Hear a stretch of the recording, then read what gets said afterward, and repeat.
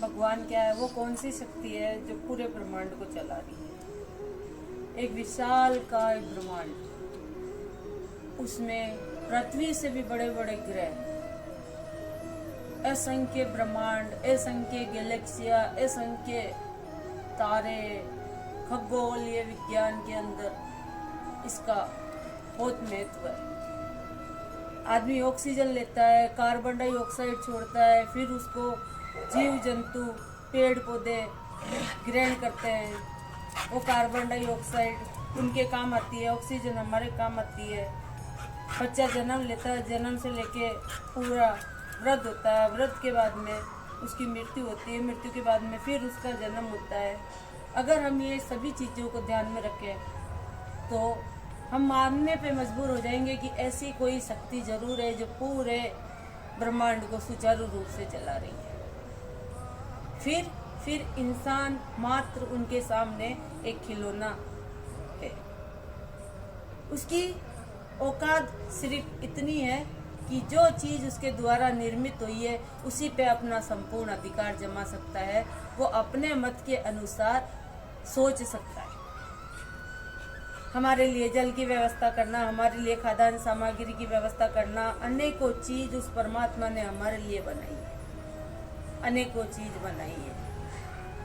बच्चा जब माँ के पेट में 9 महीने पलता है, पलने के बाद में वो जन्म लेता है, जन्म लेने के बाद में पूरे जीवन काल तक उसमें जो परिवर्तन होते हैं वो किसी न किसी व्यवस्थित शक्ति के द्वारा निर्मित है। इसी शक्ति को जानने के लिए, पहचानने के लिए आदि अनंत काल से ऋषि मुनियों ने बहुत प्रयत्न किया, पर वो इस शक्ति को नहीं पहचान सके। एक क्वेश्चन के बाद में दूसरा क्वेश्चन उनके सामने उभर आता है, आखिर भगवान क्या है? इंसानों की औकात इतनी है, वो मंदिर, गिरजाघर, चर्च, गुरुद्वारा आदि के नाम पे आपस में झगड़ा करते हैं।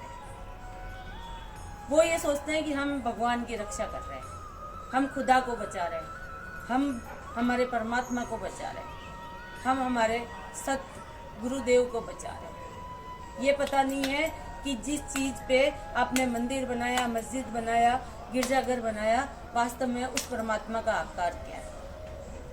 व्यर्थ ही वो उस चीज के लिए लड़ता है जिसकी जानकारी पूर्णता उसके दिमाग में नहीं है। मैं हिंदू हूँ, वो मुसलमान है, वो सिख है, वो ईसाई है। भूल जाता है कि इन शक्तियों से बड़ी भी एक शक्ति है, वो है परमात्मा जिसने इंसानों को बनाया है।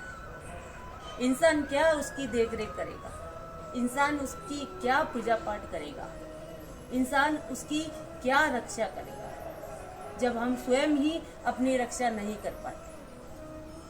हम स्वयं हमारी सांसों के ऊपर काबू नहीं पा पाते। जन्म और मृत्यु से परे है हमारा दिमाग। हम यूं ही आवश्यकताओं की पूर्ति के लिए एक दूसरे पे अधिकार जमाते हैं और जाति धर्म के नाम पर इस सृष्टि के अंदर लूट मचाते हैं। परमात्मा एक ही है, एक ने सभी को अपने हाथों से बनाया है। फिर हम यूं कह ले हैं कि हमारे मत के अनुसार हमने अलग अलग नाम उस परमात्मा को दे दिए। सोचने वाली बात यह है